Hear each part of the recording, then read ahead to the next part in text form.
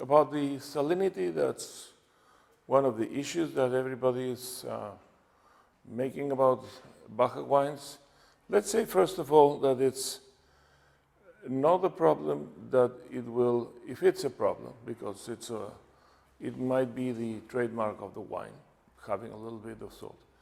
But it's not a thing that will happen everywhere in the Valle of Guadalupe.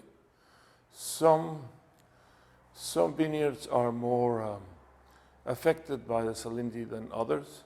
Some types of soil are more affected by salinity than others. For example, sandy soil, the grapes grown on sandy soil usually don't have that character, whereas vines grown on hills, more so if they're very heavy soils, they will show that thing.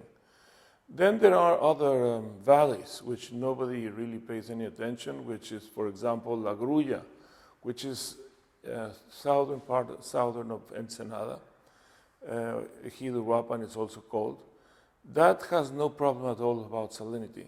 The water is fresh. There's no problem of lack of water. So it's also near the coast, so it's very similar in weather to the Valle of Guadalupe. San Vicente has some regions that are salty again, because if they're heavy soils, the red soils of San Vicente can be salty or not.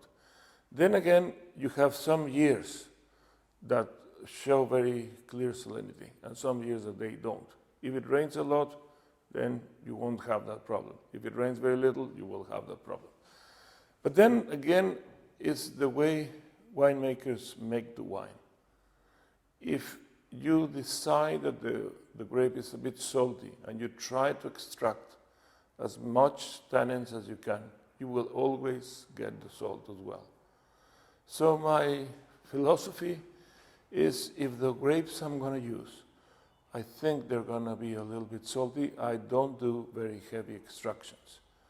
That way, most of my wines are not salty at all. Some of them are. For example, Leonora, which is my premium wine, I make a heavy extraction on Cabernet, a very light extraction on Merlot. It's a blend of Cabernet and Merlot. Why do I do that? Because I think a little bit of saltiness can add to the character of the wine, to the character of the Mexican wine. I think Mexican wine, you'll hear from it more and more through the next years, because there are really some interesting projects. I was reading a number of books about how Napa started, and I'm not saying that we're the Napa of the 60s, because it's a totally different thing, but lots of people that started the wine making in Napa have more or less the same background as I have. And they were all crazy people that were just doing it because they love wine. Now we have a second generation of wineries which are going through the motions as a business, but let's see how they go.